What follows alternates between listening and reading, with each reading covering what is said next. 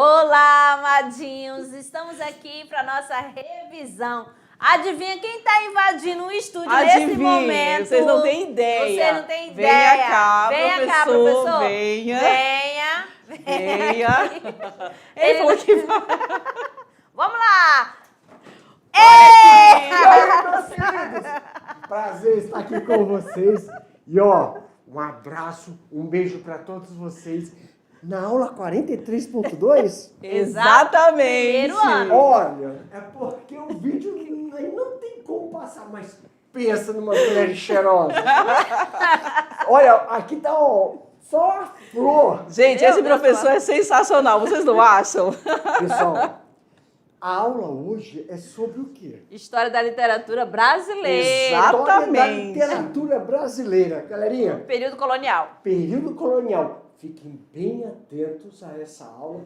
E ó, quando vocês estiverem aí, as pessoas estiverem explicando, anota tudinho, tá bom? Porque eu tenho certeza que surgiu uma dúvida, professor presencial aí, ó, vocês perguntem para eles mandam aqui para as meninas e rapidinho elas vão pegar e fazer o quê?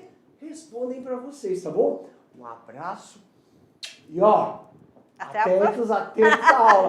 E a diretora, Já! Vamos lá então! Tchau!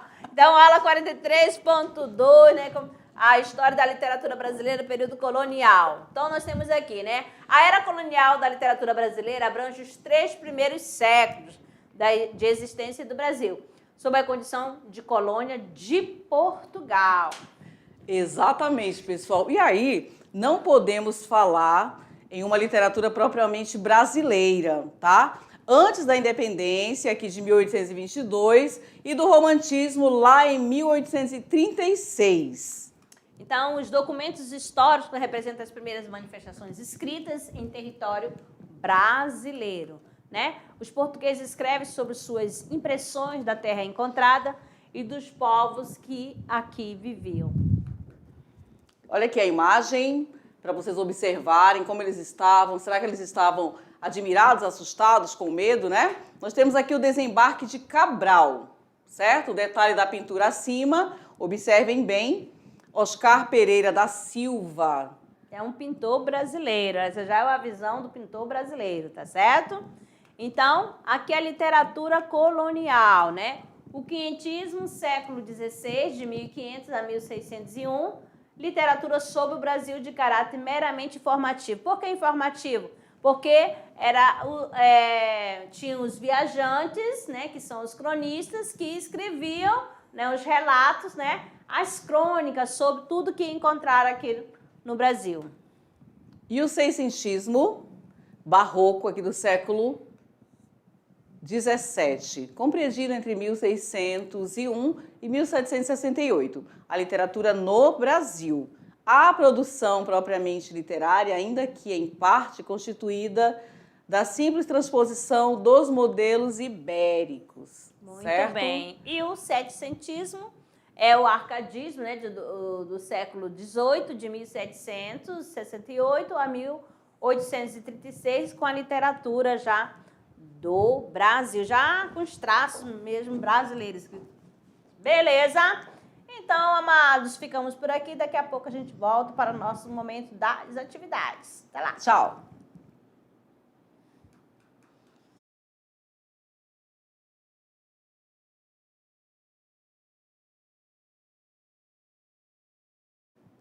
Olá, amadinhos.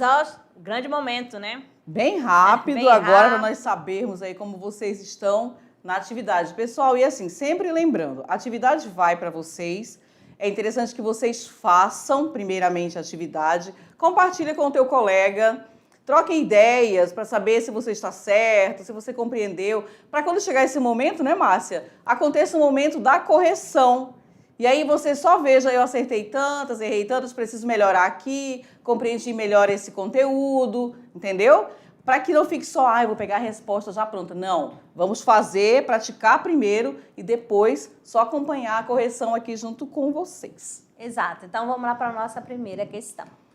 Temos aqui o seguinte, né? Sobre a literatura produzida no primeiro século da vida colonial brasileira, é correto afirmar que, na letra A, é formada principalmente de poemas narrativos e textos dramáticos que visavam a catequese? A letra B, inicia com prosopopeia de Bento Teixeira. C, é constituída por documentos que informam acerca da terra brasileira e pela literatura jesuítica. D, os textos que a constituem apresentam evidente preocupação artística e pedagógica. E descrevem com fidelidade e sem idealizações a terra e o homem, ao relatar as condições encontradas no novo mundo. Então, aí você já pode, né, fazer uso, né, da eliminação, o que não tem nada a ver sobre a literatura colonial brasileira. Exatamente. Sempre vai ter aquela alternativa, pessoal, que você já exclui de cara. E aí você sempre vai ficar entre duas para melhorar aí a tua resposta, compreende? Tem aquela que não tem nada com o que foi explicado para vocês. E aí você elimina. O que vocês marcaram aí? Qual a eliminação?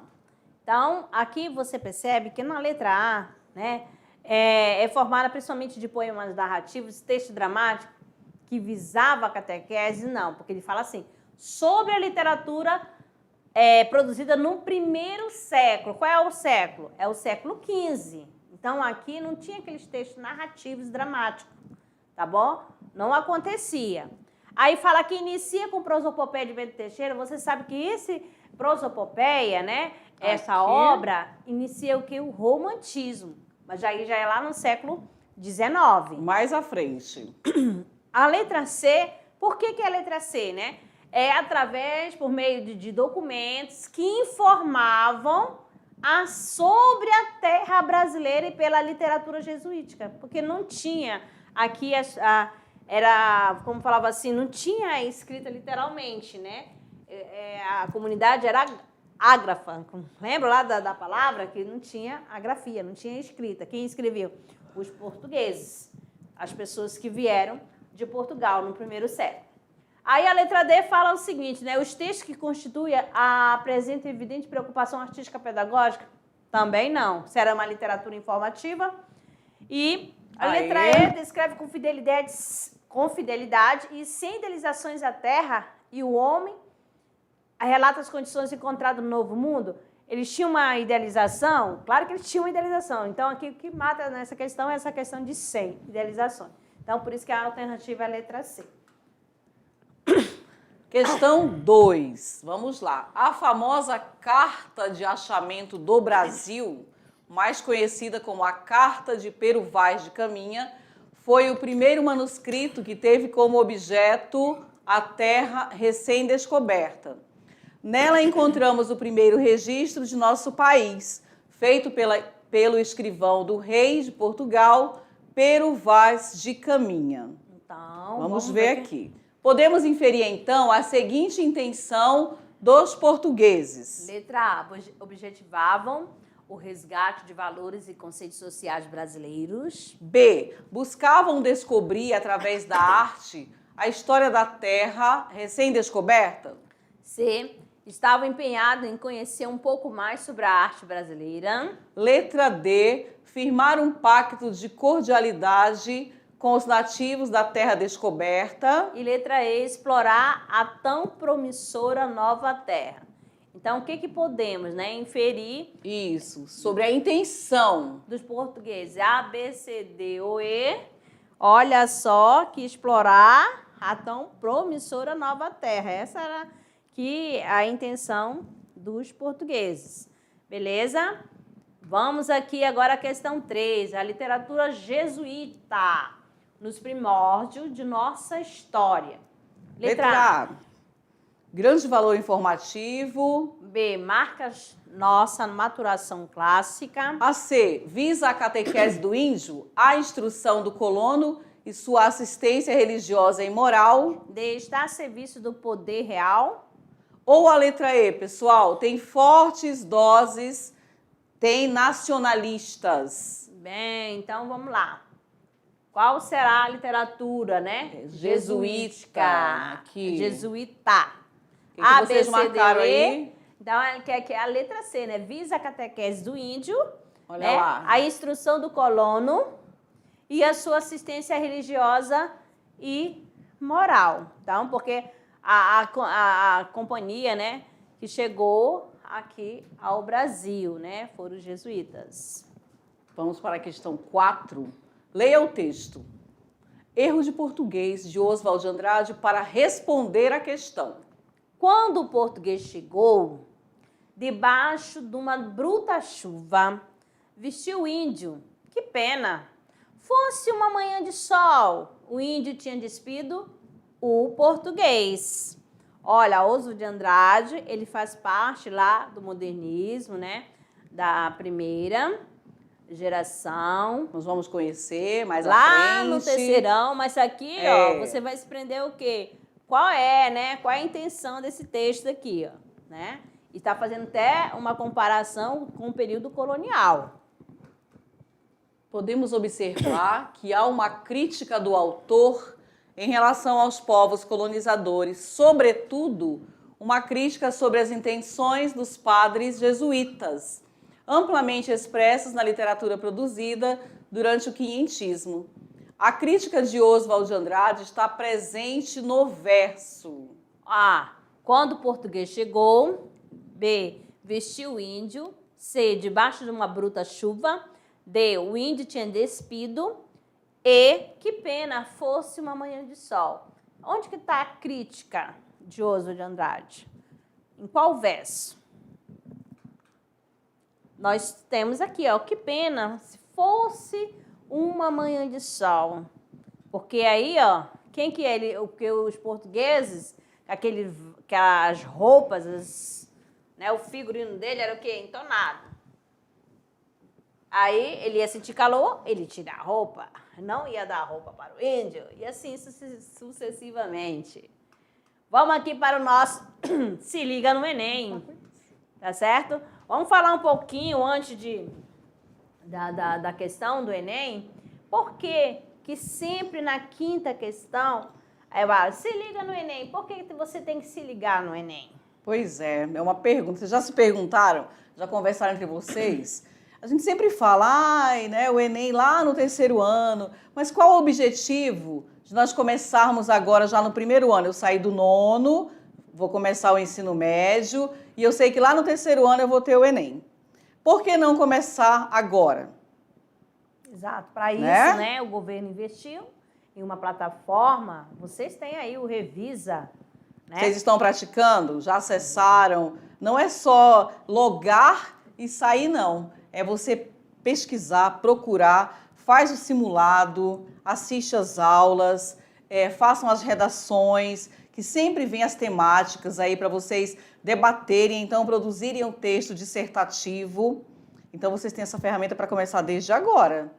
Aí vem o primeiro ano, o segundo ano, quando chegar no terceiro, vocês vão estar familiarizados com as questões do Enem. Como fazer uma redação?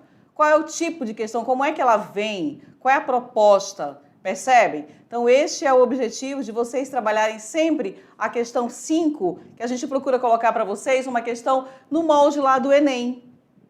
Exato, tanto que já constou, né? Então, vamos lá. Essa questão, né? Enem, não lembro bem o ano, mas vamos lá. A feição deles era serem pardos.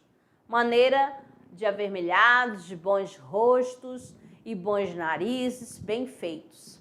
Andam nus, sem nenhuma cobertura, nem estimam nenhuma coisa cobrir, nem mostrar suas vergonhas.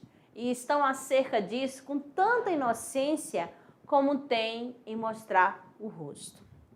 Aí temos aqui uma imagem, Índio Tapuia, pintura, tá? De 1641.